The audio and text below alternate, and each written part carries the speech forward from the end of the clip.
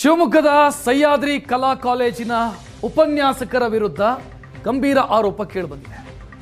ವಿದ್ಯಾರ್ಥಿನಿಗೆ ಅಶ್ಲೀಲ ಸಂದೇಶವನ್ನು ಕಳಿಸ್ತಾ ಇದ್ದಾರೆ, ದಿನವೂ ಕಿರುಕುಳ ಕೊಡ್ತಿದ್ದಾರೆ ಅನ್ನುವಂಥ ಆರೋಪ.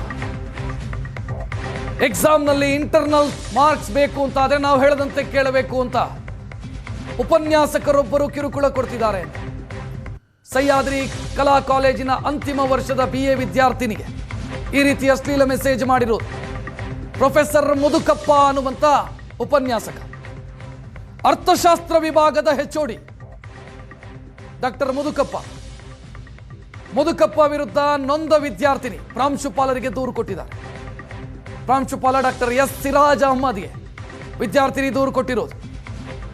ವಾಟ್ಸ್ಆಪ್ ಚಾಟ್ ಸಮೇತ ಫೆಬ್ರವರಿ 6ನೇ ತಾರೀಕು ದೂರು ಕೊಟ್ಟಿದ್ದಾರೆ ವಿದ್ಯಾರ್ಥಿನಿ.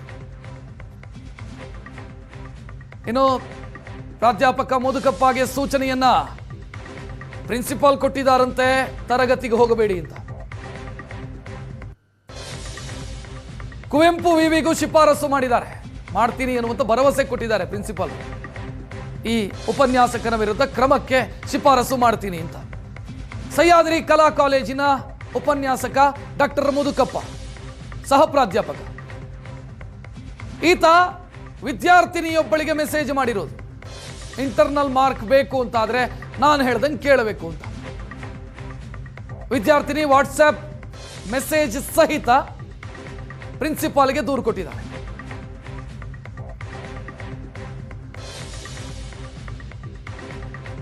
ಕಂಪ್ಲೇಂಟ್ ಆಗಿದೆಯಲ್ಲ, ಅದು ಏನ್ ಕಂಪ್ಲೇಂಟ್ ರೀ ಅದು?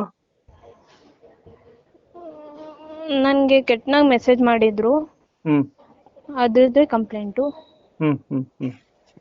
ಅವ್ರು ನಿಮ್ ಲೆಕ್ಚರೇ ಅಲ್ವಾ ಅವರು? ಹಾ ಹೌದು, HOD ನಮಗೆ. ಮುದುಕಪ್ಪ ಅಂತನಾ? ಹಾ ಹೌದು, ಮುದುಕಪ್ಪ ಅಂತ. ಯಾವಾಗ ಮಾಡಿದ್ದಿದ್ದೆಲ್ಲ? ಇದು ಫೆಬ್ರವರಿ 6. ಫೆಬ್ರವರಿ 6. ಈಗ ನೀವು ಕಂಪ್ಲೇಂಟ್ ಪ್ರಿನ್ಸಿಪಾಲಿಗೆ ಮಾಡಿದ್ಮೇಲೆ ಏನಾದ್ರು ಹೆಲ್ಪ್ ಆಯ್ತಾ? ಇಲ್ಲ, ನೋಡ್ತೀನಿ ಅಂತ ಹೇಳಿದ್ದಾರೆ ಅವರು, ಇನ್ನ ಏನು ಹೇಳಿಲ್ಲ. ಕಂಪ್ಲೇಂಟ್ ಆಗಿದೆಯಲ್ಲ, ಅದು ಏನ್ ಕಂಪ್ಲೇಂಟ್ ರೀ ಅದು? ಕೆಲವು ದಿನಗಳ ಹಿಂದೆ ಅರ್ಥಶಾಸ್ತ್ರ ವಿಭಾಗದ ವಿದ್ಯಾರ್ಥಿನಿಯೊಬ್ಬರು ನನ್ನನ್ನು ಸಂಪರ್ಕಿಸಿ ಅಲ್ಲಿ ಅಧ್ಯಾಪಕರಾಗಿರುವಂತಹ ಮುದುಕಪ್ಪ ಅವರು ಅವರಿಗೆ ಆಕ್ಷೇಪಾರ್ಹವಾಗಿರುವಂಥ ಸಂದೇಶಗಳನ್ನು ಕಳಿಸಿದ್ದಾರೆ ಅಂಥೇಳಿ ಒಂದು ದೂರನ್ನು ಕೊಟ್ಟರು. ಅದಕ್ಕೆ ಆ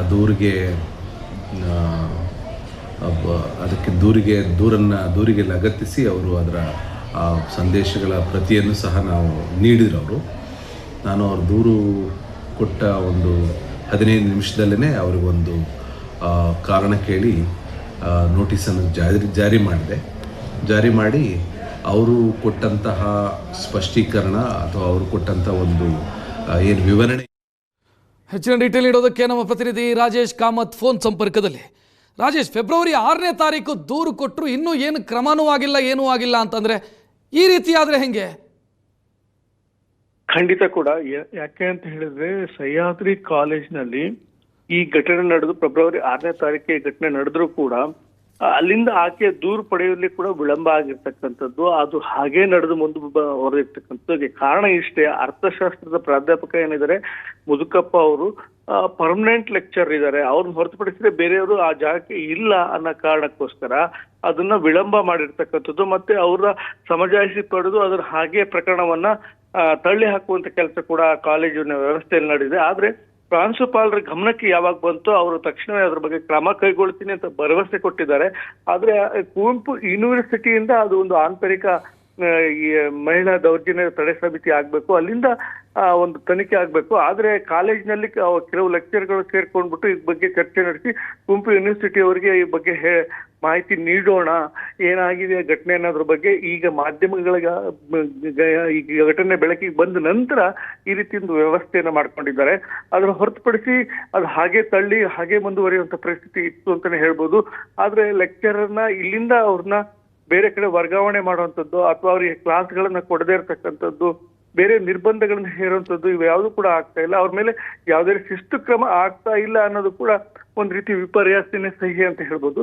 ಇಂತಹ ಘಟನೆಗೆ ಕಾರಣ ಆಗ್ಲಿಕ್ಕೆ ಅಲ್ಲಿರ್ತಕ್ಕಂಥ ಆಂತರಿಕ ವ್ಯವಸ್ಥೆ ಮತ್ತೆ ಈ ಪರ್ಮನೆಂಟ್ ಲೆಕ್ಚರ್ಸ್ಗಳು ಯಾರು ಇಲ್ಲ, ಅಲ್ಲೆಲ್ಲ ಗೆಸ್ಟ್ ಲೆಕ್ಚರ್ಸ್ಗಳೇ ಜಾಸ್ತಿ ಇರೋದ್ರಿಂದ ಬೇರೆಯವ್ರನ್ನ ಇಲ್ಲಿ ತಂದು ಎರವಲಸೆ ಕೂಡ ಮಾಡುವಂತ ವ್ಯವಸ್ಥೆ ಕೂಡ ಈ ಸದ್ಯದ ಪರಿಸ್ಥಿತಿಯಲ್ಲಿ ಇಲ್ಲ ಅನ್ನೋ ಕಾರಣಕ್ಕೆ ಈ ರೀತಿಯ ತೊಡಕುಗಳ ಕಾರಣಕ್ಕೆ ಈ ರೀತಿಯ ಘಟನೆ ಮಾಡಿರ್ತಕ್ಕಂಥ ಶಿಕ್ಷಕರು ಏನು ಗುರುವಿನ ಸ್ಥಾನದಲ್ಲಿದ್ದು ಏನು ಯುವತಿಗೆ ಅಥವಾ ವಿದ್ಯಾರ್ಥಿನಿಗೆ ಒಂದು ಒಳ್ಳೆ ರೀತಿಯಲ್ಲಿ ನೋಡ್ಕೋಬೇಕಾಗಿದ್ದು ಕಾಮುಕ ದೃಷ್ಟಿ ಬೀರಿದ್ರು ಕೂಡ ಲೈಂಗಿಕವಾಗಿ ಕಿರುಕುಳ ಕೊಡುವಂತ ಪರಿಸ್ಥಿತಿ ಬಂದ್ರು ಕೂಡ ಅದನ್ನ ಹಾಗೆ ಮುಂದುವರಿಸುವಂತ ಪರಿಸ್ಥಿತಿ ಬಂದ್ರೆ ಇನ್ನಾದ್ರೂ ಕೂಡ ಕುವೆಂಪು ಯೂನಿವರ್ಸಿಟಿಯವರು ಈ ಬಗ್ಗೆ ಎಚ್ಚೆತ್ತುಕೊಳ್ಬೇಕು, ತಕ್ಷಣವೇ ಕಾಲೇಜಿನ ವಿರುದ್ಧ ಕ್ರಮ ಕೈಗೊಳ್ಬೇಕು ಅಂತ ಹೇಳಿ ಅಲ್ಲಿರ್ತಕ್ಕಂಥ ವಿದ್ಯಾರ್ಥಿಗಳ ಆಗ್ರಹ ಆಗಿದೆ.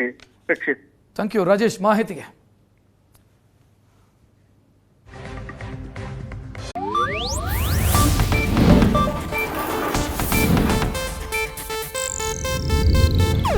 ಇದು ಏಷ್ಯಾನೆಟ್ ನ್ಯೂಸ್ ನೆಟ್ವರ್ಕ್ ಪ್ರಸ್ತುತಿ.